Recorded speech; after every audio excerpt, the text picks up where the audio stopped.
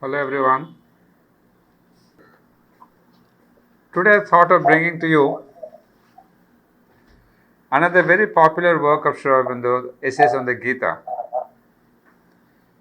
In fact, I recommended to somebody that if you want to start reading Sri Aurobindo's works, you should start with Essays on the Gita.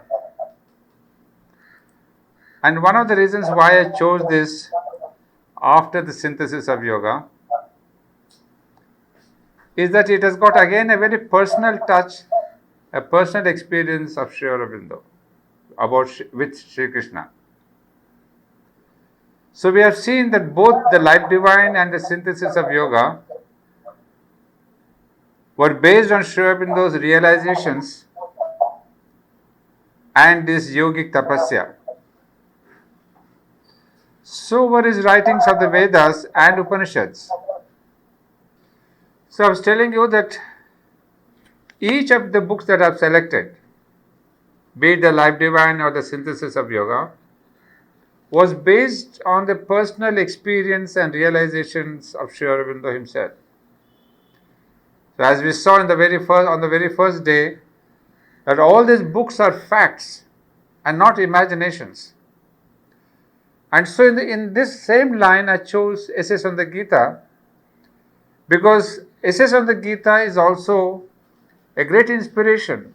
It's a reflection of a consciousness of intimacy between Sri Krishna and Sri Aurobindo.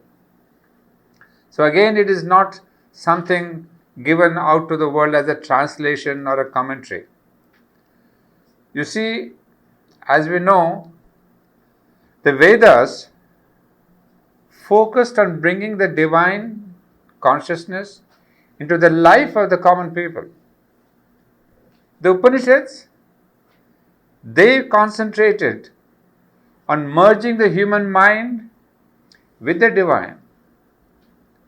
And now it was left to Sri Aurobindo to manifest the divine in the body. So this has been the rhythm of Indian spirituality.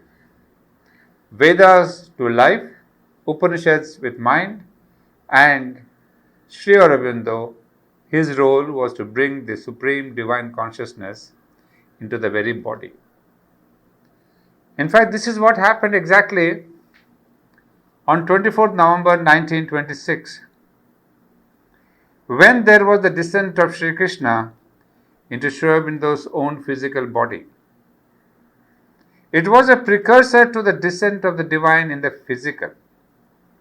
So what I have told you, the divine coming to the physical, that great experience on 26th of November was the proof. So that tells you the intimate connection between Sri Aurobindo and Sri Krishna. In fact, some of you know it very well that when he was in the Alipur jail, he had an intimate contact with Sri Krishna. In fact, it was Sri Krishna who appears to him in the jail after a couple of days and then tells Sri Aurobindo, the bonds you had not strength to break, I have broken for you, because it is not my will, nor was it ever my intention that you should continue. You should continue with the political movement, because Sri Aurobindo was involved in the political movement of the freedom of the country. So at a time, it is Sri Krishna himself who pulls him out, brings him to the jail. For what? I have another thing for you to do, and it is for that I have brought you here to the Alipur jail, to teach you what you could not learn for yourself and to train you for my work. So this is the turning point.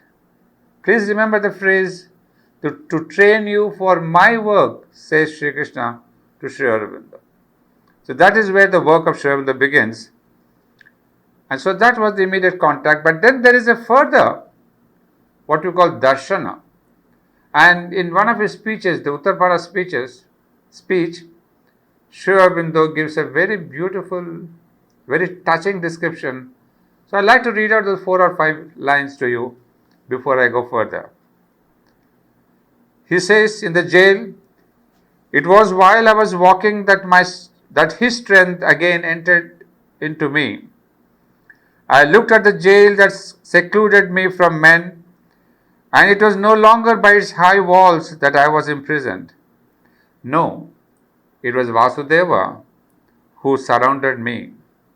I walked under the branches of the tree in front of my cell, but it was not the tree. I knew it was Vasudeva. It was Sri Krishna whom I saw standing there and holding over me his shade.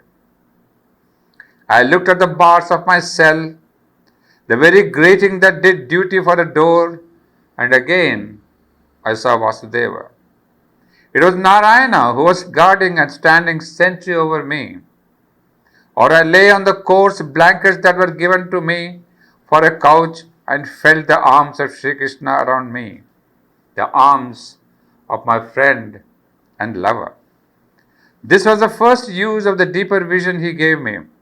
I looked at the prisoners in the jail, the thieves, the murderers, the swindlers, and as I looked at them, I saw Vasudeva. It was Narayana whom I found in these darkened souls and misused bodies. I looked, and it was not the magistrate whom I saw, it was Vasudeva. It was Narayana who was sitting there on the bench. I looked at the prosecuting counsel, and it was not the counsel for the prosecution that I saw. It was Sri Krishna who sat there.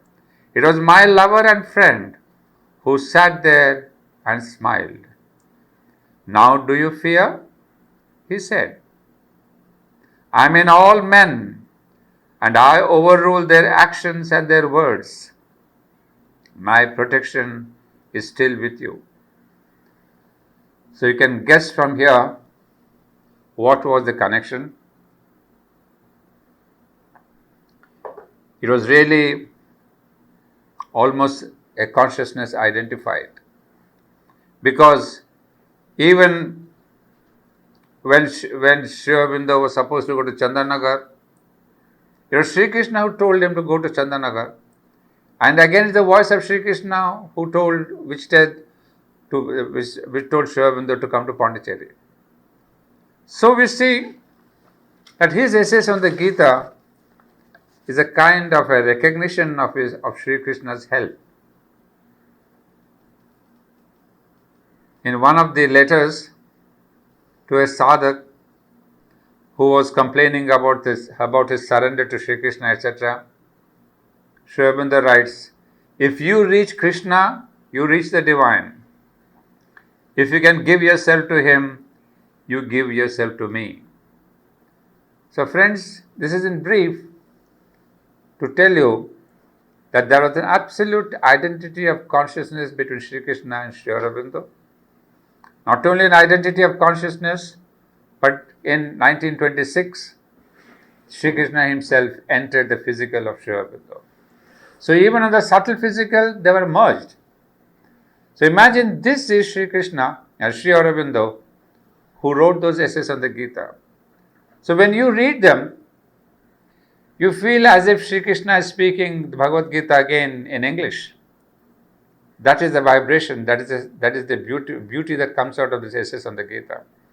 And remember, these essays on the Gita are not commentaries as we find in other books, other commentators. They are not verse by verse translations or commentaries. Sri Aurobindo takes up themes like the devotion, prakriti, swabhava, swadharma, fate, free will, the divine. So he takes up different themes and elaborates on them. And in fact, this book, Essays on the Gita, which was written in 1916, out of the silence of the mind, without intellectual effort, and by free activity of this knowledge from above, was revised thoroughly, and in 1922, it was published for the first time. This book has two parts, part 1, part 2. Part 1 deals majorly with great themes like the avatar, like the teacher, like the divine teacher, like the disciple, the Kurukshetra. Part 2 deals mostly with this concept of Purusha, Prakriti, Nishkamasha, Karma, etc. So part 2, I would say, is greatly psychological. The first part is really very philosophical. So these are the two parts. But you see, Many people have given us different interpretations of the Gita. But Sri Aurobindo does not give interpretations of the Gita. Please remember that. It is not an interpretation. Because you see, for the first time we see in the essays on the Gita, somebody who is holding together the essential spirit of the Gita, which is an integral yoga consisting of bhakti, jnana and karma. Whereas all the other, not most of the other interpretations or explanations have really taken Gita onto one side. Somebody said it's only karma yoga, somebody says only jnana yoga, somebody emphasized only on the bhakti yoga. This integration, this synthesis of these three paths, the triple path what we call, was not maintained. That was lost in the centuries, right from the beginning where Shankaracharya writes about his commentaries, till the present times. The integration, the synthesis, the aspect of togetherness of these three paths was lost. And we find once again in Sri Aurobindo that he brings them together and gives us a real view, the innate view, the inner view of the Bhagavad Gita. That's why I would say if you are not taken to Sri Aurobindo as yet, start from the Bhagavad Gita. The language is simple, and whereas we Indians especially, we can associate all these characters as some of what Sri Krishna has told Arjuna. So start with that. Now for today, it was difficult to choose to tell you something about the Gita. Because there are so many themes and so many details. You see, Arjuna keeps on asking Sri Krishna questions. What is work? What is nishkama karma? Is meditation good, or is work good, or emotion? And that is one of the things that we should notice about the Gita, that although it is centuries old, it is absolutely contemporary. That is to say, in contemporary times, what we say, when we have a class which a lot of with questions and answers, interactive, we said. Well, Gita is an interactive session. The Lord keeps on giving answers. The Arjuna, the disciple, asks questions, and there's a beautiful interaction. It is not just standing on a mountain and giving a lecture. It's an interactive session. That's number one. And secondly, it is absolutely contemporary because it reaches us on an intellectual level. There are all the levels in that, but you see Arjuna asking questions on the intellectual level. Then first on the emotional level, on the intellectual level, then on the level of the bhakti. Bhakti, the deeper bhakti. Toward the end, we see Arjuna transforming himself into a bhakta. So there is a growth in Arjuna also. He starts with the kshatriyahood, then goes to the intellectual, then becomes a bhakta. But these are some of the outstanding features which we can discuss later. So I had a little tough time to see what I could share with you in this short time before us. Well, I'll bring to you 4 important truths of the Bhagavad Gita.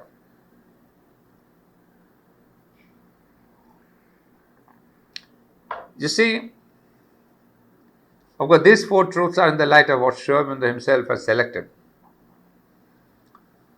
I'll give you 2 truths on spiritual level and 2 truths on the practical level of sadhana. So one is the philosophical concept, the other is the sadhana part, the yoga, the yoga of the Gita. So if you want to practice the yoga, I'll give you 2 beautiful truths. And then what are the philosophic contributions of Bhagavad Gita to Indian ethos, spiritual ethos? The first one, which comes, the first philosophical truth, they come in chapter 2 and chapter 4. The first one from chapter 2, verse 18 and 19, etc. This is the truth about the innate soul within the human being. That means the divine within the human beings. What we see, the immanent divine. So that's the first truth that Sri Krishna elaborates and tells us that that is the truth that we should live by. And how does it describe this innate being? He says, know that to be imperishable, by which all this is extended. Who can slay the immortal spirit? This is verse 17, chapter 2. Finite bodies have an end, but that which possesses and uses the body is infinite, illimitable, eternal, indestructible. Therefore fight, O Bharata. Then verse number 19, chapter 2. He who regards this, the soul, as a slayer, and he who thinks it is slain, both of them fail to perceive the truth. It does not slay, nor is it slain. This is not born, nor does it die, nor is it a thing that comes into being once and passes away, will never come into being again. It is unborn, ancient, sempiternal. It is not slain with the slaying of the body. The embodied soul casts away old and takes up new bodies as a man changes worn out raiment for new. Weapons cannot cleave it, nor the fire burn, nor do the waters drench it, nor the wind dry it. Well, I'm sure some of you might have come across these verses, very famous ones, describing the nature of the soul. You see here, of course, it is eternal, it is not born, it cannot be slain, etc.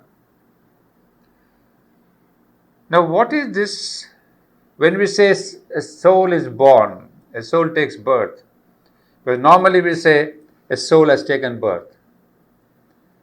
So how do we and why do we use the word birth for soul?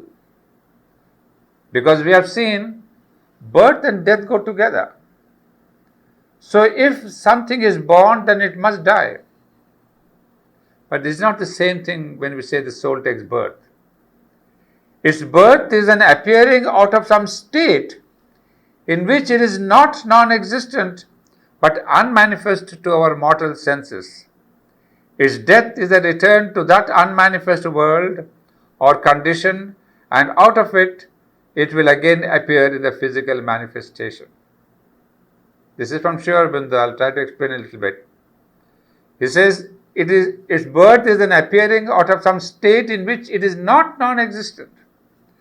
That means the soul lives in a level of consciousness which is unmanifest, which cannot be contacted by our mortal senses.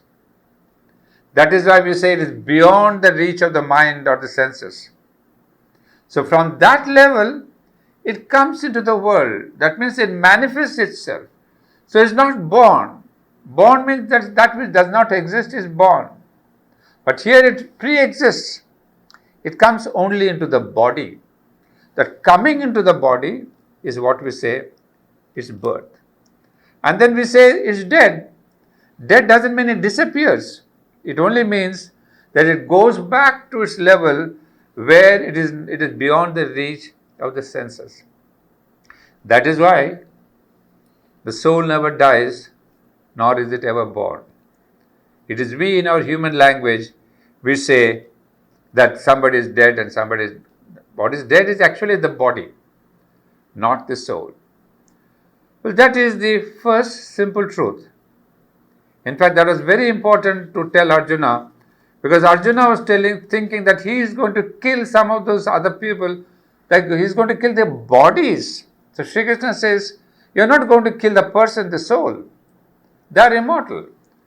So he says to Arjuna that it is an illusion if you think that you are going to kill somebody. You are going to kill some bodies. And that also he explains further by his Vishwarup Darshan to say that, look, the bodies that you are going to kill are already killed by me. You see a beautiful logic. So he tells Arjuna that you are only a nimitta matra, you are only a little outside excuse. But those bodies are already killed somewhere else, they are already dead and gone. But now in the time of manifestation, you Arjuna are used as a cause to shoot an arrow and kill. But otherwise he says, do not grieve, do not feel any sense of sin, because the bodies also are more or less dead.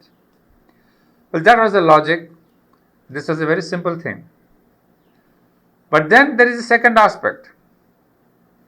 The second spiritual secret, what Sri Krishna calls as Guhyataram, is there in the 4th chapter, verse number 9. Here he says, he speaks about the avatar. Now this is 4th chapter, verse number 6. Though I am unborn, though I am imperishable in my self-existence, though I am the Lord of all existences, yet I stand upon my own nature and I come into birth by my self-maya. And then there is a famous verse that all of us know, that yada yada hi dharmasya glanir bhavati bharata, whensoever there is the fading of the dharma and the uprising of unrighteousness, then I lose myself into birth. For the deliverance of the good, for the destruction of the evildoers, for the enthroning of the right, I am born from age to age. Most of us would know about these verses, that this is the avatar, the divine coming down in a human body. But now the question is this is again a new contribution. Please remember, this concept of the avatar was not there before the Bhagavad Gita. In the Upanishads and the Vedas, they do not mention this, they do not clarify. So this is one of the contributions, the concept of the avatar. Now the question is, what we see in the Gita, that whenever there is the fading of the dharma and the uprising of unrighteousness, then I lose myself into birth. For what? For the deliverance of the good, for the destruction of the evildoers. Now this is what common people have understood, that God comes down in a human body in order to destroy the evil that is happening upon earth. Well, we have the concept of the Dashavataras, and each of these avatars, they have come upon earth when earth was in trouble, had some evil doers, in order to erase all that evil persons. But then Sri Aurobindo asks a question, that is it true that avatar comes down only for this purpose? Sri Aurobindo says that's only partially true. Sri Aurobindo would say that this coming down, yet I read out from him, we have to remark carefully that the upholding of dharma in the world is not the only object of the descent of the avatar. Is not the only object. That great mystery of the divine manifest in humanity. For the upholding of the dharma is not an all-sufficient object in itself, not the supreme possible aim for the manifestation of a Christ, a Krishna, a Buddha. It says very strong. He said it cannot be the only reason why a Krishna or the Buddha or Sri Ram, they would come upon earth. Why? For there are two aspects to the divine birth. One is the descent, the birth of God in humanity, the God manifesting itself in the human form and nature, the eternal avatar. Now there is the first aspect is that he comes down into a human body, but then there is a word, if you have seen, the eternal avatar. Who is this eternal avatar, or what is this eternal avatar? That is where the catch comes in. So one is the eternal avatar is our own soul, because it is the divine who comes into our body. It is the divine who comes into the body and works through this human form. That is there in every human being. So that is also what we say the word avatarana, incarnation. Because the soul, from where does it come? It comes from the Supreme. So that is the first concept of the avatar, the eternal avatar. Then there is the second concept, that time to time, like we have the Dashavataras, he comes in a physical body, taking upon himself the human nature, human problems, human difficulties, all that human body has, but for two purposes. It is not just for the sake of destroying the evil, as is said. It is also for some other purpose, that is, as we said earlier, for the purpose of an ascent. That is the birth of man into the Godhead. Remember these two phrases. One is the birth of God in humanity, that's the descent, and then the ascent is the birth of man into Godhead. So these are the two things. One, he comes down, and the other so that man can be born into the Godhead. So that is the ascent of man. So Sri Aurobindo emphasizes on this ascent of man, rather than saying that avatar comes only to destroy the evil or to take away all that is disturbing humanity, what he calls deliverance of the good and for the destruction of evildoers. Why is Sri Aurobindo not emphasizing what Sri Krishna has said there? Because Sri Krishna says, I come for the deliverance of the good and the destruction of the evil. But Sri Aurobindo says, no, that is only a partial truth. The second one, the ascent, is more important. That is to say, to lead human beings to a higher consciousness, to lead humanity to a higher level of consciousness in its evolution of the earth. So they have not come to establish a religion. It is we who make a religion out of Sri Krishna, we make a religion out of Sri Rama, we make a religion of Narasimha Avatar, and we have temples and godheads and all that. They have not come for that. And then we read the stories that Sri Krishna came to kill whatever the falsehood it was there, Kansa or something, or Kansa, and Sri Ram came to kill Ravana. These are not his business, to kill Ravana or to kill Kansa. What's the business of the divine? Is to make possible the ascent of the human being. Sri Aurobindo gives a beautiful answer. He is saying, if it is only to take away or to kill the evildoers, he need not come physically. From his level itself, he can work through kings, or through some religious teachers, or through some vibhutis, or through some great workers. So you understand the logic? He says, just to take away destruction of the evil, he has many means here. Kings and sages and warriors and vibhutis. So he says, that is not true. So we have to combine both these explanations in order to understand the purpose of the avatar. Let's not forget that. And now, there is a third purpose, which Sri Aurobindo writes not in the Essays on the Gita but in other books, that one of the most important purposes of the coming of the avatar,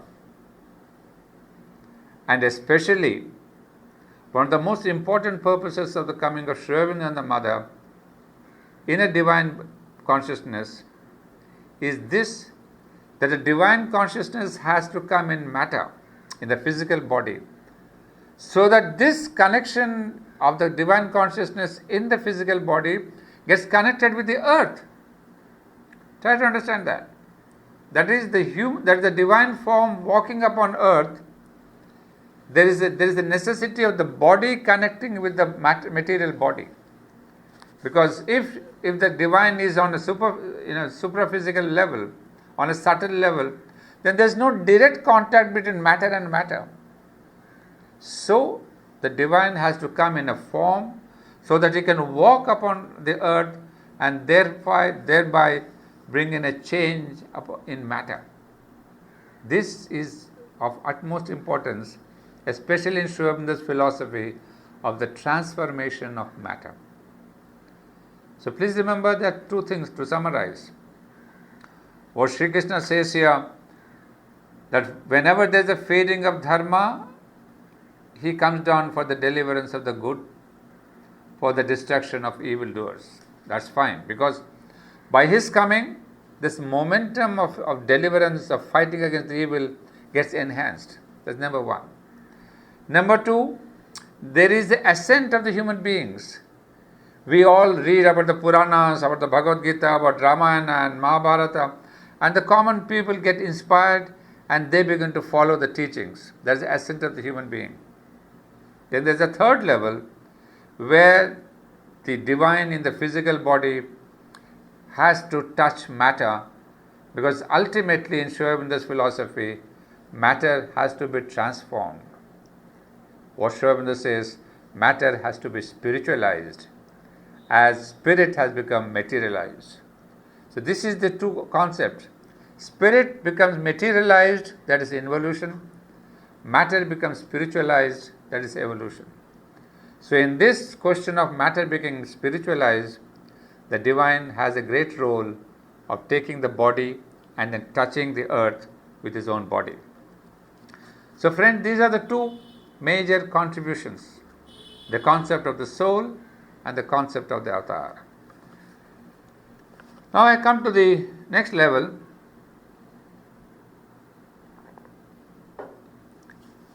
The practical level, or the sadhana yoga, Gita, the sadhana of the Gita, or the yoga of the Gita.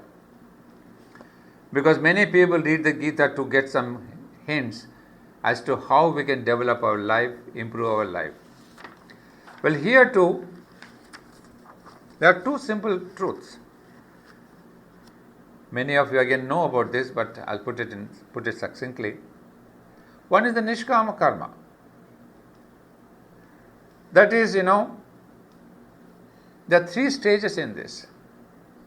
In fact, if you want to give it in Sri Aurobindo's words as summarized, there are three steps in Gita Yoga. Very simple, not at all complicated, like Sri Aurobindo's synthesis of yoga. Three simple steps. The first one is the renunciation of desire, and a perfect equality of works have to be done as a sacrifice by man as the doer. So number one, we are all the doers, one who is doing the action. But normally as doers, what do? We do an action out of my own ego, for the satisfaction of my ego. I plan, I do, I am the great man, I am the deliverer. So always there is the I. And Sri Krishna says, yes, that is the beginning. Each one of us has to work as the I. In fact, in Sri Aurobindo's language, ego is the helper, ego is the bar. This is the first stage where in the doer, the ego is the helper. Otherwise, there is no motivation. If I don't get a name, if I don't get fame, if I don't get money, why should I do the work? So for the common human lot, the ego is the doer. Then, where does sadhana come in? Where does Gita Yoga come in? How is there a spirituality? So there's a beautiful little twist. He says, you do the work as a doer with all your ego, no problem. But the only thing is, renounce. do not have attachment to this question of desire and have a perfect equality. That means he says, how do we have equality and renunciation of desire? A simple trick, by a sacrifice to a deity who is the supreme. Here comes the first clue. You be the doer, take help of all your ego, do everything in the name of ego, but just at the end of the day, at the end of the act, just tell the Lord, whoever is the Lord may be, that, oh Lord, this is a sacrifice at the altar of thy name. This is a beautiful combination. You are the doer, you are the ego, and yet if you can just offer all that action, all that thought and emotion, there you are. That's the beginning of the yoga sadhana of Gita. Number 2, not only the desire of the fruit, but the claim to be the doer of works has to be renounced in the realization of the self. So what we said, first one is you are the doer, you sacrifice your ego, and then you practice what it says, desire for the fruit. It's not easy to renounce the desire for the fruit, that we know very well. Our common human beings, we want to have the desire of the fruit. You may begin with it, but keep sacrificing, keep offering. Then you reach a stage, second level of the Gita Yoga, where you say, I am not the doer. You see, that ahankar, that I am the doer, fades. It becomes slimmer. And then you begin to realize that there is a universal force behind me, what we call Prakriti. That is the real doer. That Prakriti is doing through my Swadharma. You see, that's what Sri Krishna tells Arjuna, that you will be bound to do this work of being a warrior, because you are a Kshatriya. As a Kshatriya, your nature is to fight. So what we understand is that the way I am doing it, it's somebody, some universal force is doing it through me. So I am not the doer, but I am only a kind of a receiver of a force that is guiding me. That is the second level. The third level, the Supreme Self has to be seen as the Supreme Purusha governing this Prakriti. There is a third level where you are not the doer, you are not the instrument, because second level is instrument. If you want to give a word, first level is doer, second level is instrument, and the third level, you are neither the doer nor the instrument. It is neither the Prakriti who is doing the work, nor are you doing the work. It is Supreme Lord. It is the Purusha. It is the Purushottama who is doing the work. It is the Purushottama who is the nature, the universal force. It is the Purushottama who is working in the individual. So you see this complete question of the doer, the instrument, all that vanish, and you see only the presence, you feel only the guidance and the presence of the Supreme Divine, the Purushottama. So these are the simple 3 stages. It looks simple to tell you, but try and practice, we'll see it takes lives together to practice something. Well, now we come to the second point of the Gita Yoga. The first one was this, practice of these 3 steps. And then we have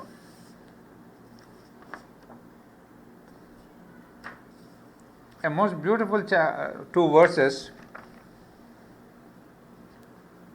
That is on verse number, chapter 18, verses 65 and 66. Well, these are again verses that have been selected by Sri Aurobindo himself, telling us that these give you the essence of the Gita Yoga. And see the position of these 2 verses. They're coming in chapter number 18. And out of the verses which are 78 in chapter 18, these verses are 65 and 66, which only tells us this is the last teaching, the ultimate teaching of Lord Krishna. What is it? There he says, Manmanabha madbhakto madhyaji mam namaskuru. I cannot but quote this because these are Sriaurobindo's own selections, where he says, become my-minded, my lover and adorer, a sacrificer to me, bow thyself to me thou shalt come. This is my pledge and promise to thee, for dear art thou to me. A beautiful verse, almost summarizing the entire Gita, because he says that you, manmana bhakta, become my-minded. Manmana or tanmana means to see him in every being, to remember him at all times. You see, manmana, put your mind towards me at all times. It's quite a quintessence of the Gita, that turn your mind towards me at all times. What does it imply? That you must begin to see the divine and remember him at all times, in all things. That's the first conversion of your mind. The focus of the mind must be that the Lord is in everything, that the Lord is in at every moment. So even if the mind gets tuned to this kind of a thinking, imagine what happens to our angers and jealousies and problems and violence and all that. But friends, I know it is difficult, very, very, almost impossible. But this is what the yoga means. One has to practice doing it. Then the question next is, Mad Bhakta, become my devotee, signifies union with him, founded on an entire faith and love.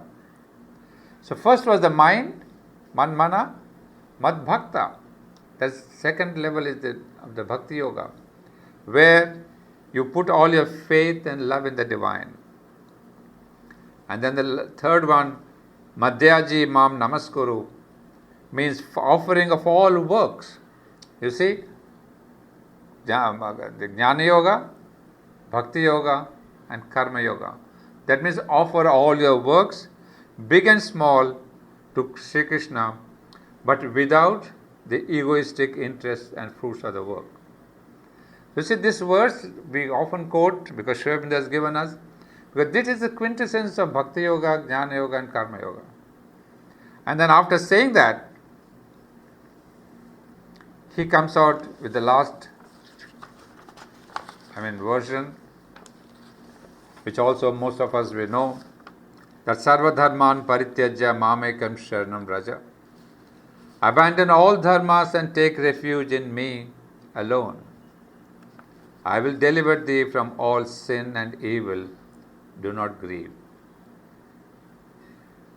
This is again almost a contradiction if you see logically. Having explained for almost 685 verses or 690 verses, then he's kind of negating himself. He says, abandon all dharmas. That means all that I've been telling you of the Kshatriya guna or the Rajasic guna or the work is important or meditation is important or this is important. He says, abandon all that. And then take refuge in me alone. This is very remarkable. That having taught Arjuna all these intricacies of Gita Yoga, then suddenly the Lord himself is telling, give up all that. Forget all that I've said. And then what do? Take refuge in me alone. So this is the most wonderful conclusion that we see, that all that dharma that we know, these are all mind-made, man-made, Circumstantially we make them, culturally they bring forward some kind of morality, we give them values. But we abandon them only if you can completely surrender yourself to the divine.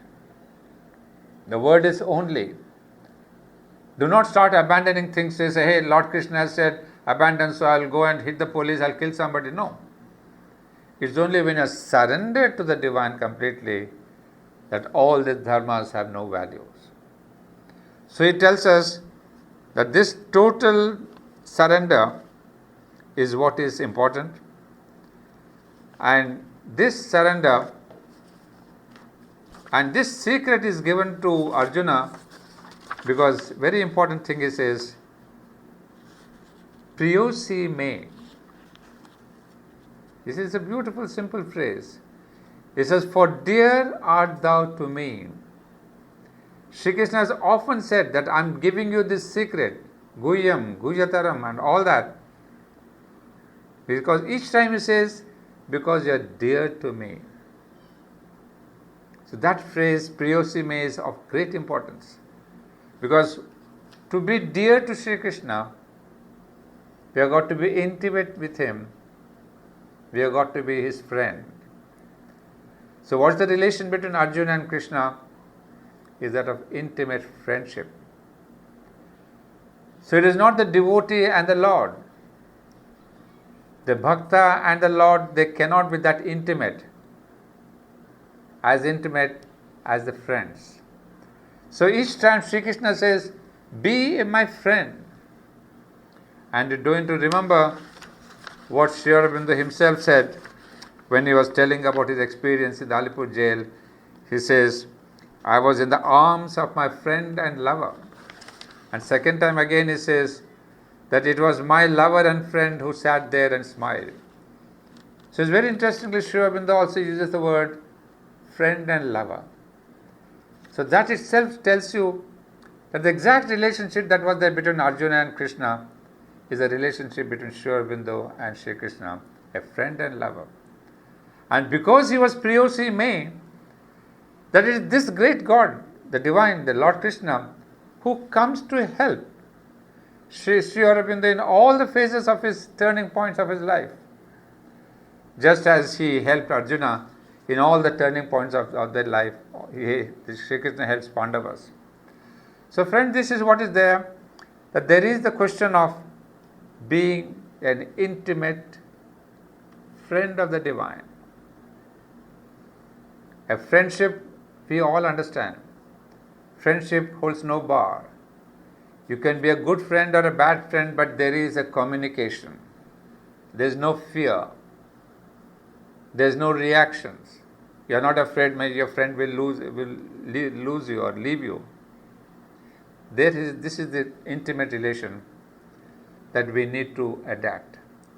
So we have Lord Krishna on one side, who has saved Mahabharata, who has been a charioteer, who has been a king, who has been a sister, there are many multiple aspects of Lord Krishna in Mahabharata. From the supreme divine to that intimate friend. What is it he asks us to do? Is become my Priyosi me. And if we become this Priyosi me, then only he says, in the end, if you remember, he would tell us that he who with the highest devotion for me shall declare the supreme secret among my devotees, without doubt he shall come to me. And there is none among men that does more than he what is most dear to me, and there will be none else dearer to me in the world. And he who shall study this sacred discourse of ours, by him I shall be worshipped with the sacrifice of knowledge. This is the importance of reading the Gita, following the Gita. He who shall study this sacred discourse, by him I shall be worshipped with the sacrifice of knowledge. So you see, reading the Gita is not just an exercise. There is something else that the Lord Krishna gives us. He says, by him I shall be worshipped. So Gita should not be read only as a book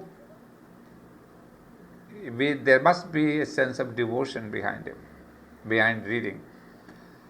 And then the most beautiful last line, wherein we see that wherever is Krishna, what we have said here, that yatra yogeshwara Krishna, yatra partho dhanurdhara. Wherever is Krishna, the master of yoga, wherever is Partha, the archer, assured are their glory, victory and prosperity, and there is also the immutable law of right. But it is not just the question of victory of your desires, victory of your wishes. When this Nara and Narayana, Lord Krishna and Arjuna, when they come together, that means out of an absolute surrender, when Arjuna gives himself, or when an individual gives himself to the Lord, what happens? It's not just happiness, it's not just success in your work, it's not just pleasure, it's not just that. Then, as we said before, the divine himself takes up your sadhana. The divine too helps you in the growth of your sadhana. In fact, as we said in our previous class, the divine becomes a sadhaka. The same concept is there that we had discussed in the synthesis of yoga in the Bhagavad Gita also. That's why this last verse, number 78, is very meaningful, that yatra yogeshwara Krishna, yatra partho dhanurdhara. So there's got to be this complete abandonment of oneself in the hands of the Krishna. That brings me to the close of both the spiritual truths and the practical steps. Spiritual truths, the soul and the avatar, the practical steps being the doer, and then the absolute surrender. Well, these are very close to what Sri Aurobindo has spoken of in the synthesis of yoga. Then some of you may feel, then what's the difference? Sri Aurobindo's Gita Yoga and Gita Yoga, or the Yoga of Sri Krishna, are they one and the same? Because both of them speak of the Bhakti Yoga and Karma Yoga and Jnana Yoga, a synthesis of all of them. But then there are a couple of differences. First thing that we see is that Sri Krishna does not speak of any spiritual evolution. In the entire Gita, there is an aspect of you fight for the divine, you surrender to the divine, you work for the welfare of humanity. But then what's the ultimate end? That you become close to the divine and then you leave the earth. That's the end of your life. You may not come back. You may not have a rebirth. But for Sri Aurobindo, leaving this world is not the end. It's only one exit. We will have to come back to earth, because it is upon earth that there is the evolution of the soul. The soul leaving the earth after one birth stops or cannot progress. So in Sri Aurobindo's philosophy, we must come back to earth again and again, because it is through life upon earth that the soul can progress infinitely. So there is the question of a spiritual evolution which is not discussed in the Bhagavad Gita. Then of course in the Bhagavad Gita we do not have this question of the supermind. Because of course we cannot say that these thoughts are not there in the Bhagavad Gita. Only thing that we should understand is that these truths that Sri Aurobindo has revealed today, the truths of supermind, the truths of the levels of the consciousness between mind and supermind, were not necessary in the times of the Bhagavad Gita. Humanity was not ready to understand that there are different levels. Not that humanity is ready today. It's only a handful, it's only a selected people who can understand what is supermind, what are the levels of consciousness, etc. But maybe Sri Aurobindo and the Mother have prepared some elite minds and consciousness who can really grasp the concept that there are different levels of consciousness between mind and the divine. Because otherwise, we always said man and God, as if there's nothing in between. And then, one of the most important differences is that in the Bhagavad Gita, there is no concept of Shakti. There's only the concept of Purusha, the Purushottama. And Sri Aurobindo has introduced the concept of Shakti, the concept of the mother. Again, it's because necessary for the times. Let's not say comparative. I'm not trying to compare Gita and Sri Aurobindo. I'm just trying to indicate that humanity has evolved to such a stage that where we need to have an understanding of the mid-levels, where we need to understand that the Shakti is more important than Purusha or Purushottama in the dealings with the world. Dealings in the sense, especially when it comes to transform matter, transform the outer nature. If it's just a question of ascension, realization, God consciousness, we don't need the Shakti aspect. That's what happened with the Vedas, the Upanishads and the Gita. There the entire emphasis was on realization of the divine, getting one with Brahman. But now Sri Aurobindo says, the earth, humanity has to be transformed in its outer nature.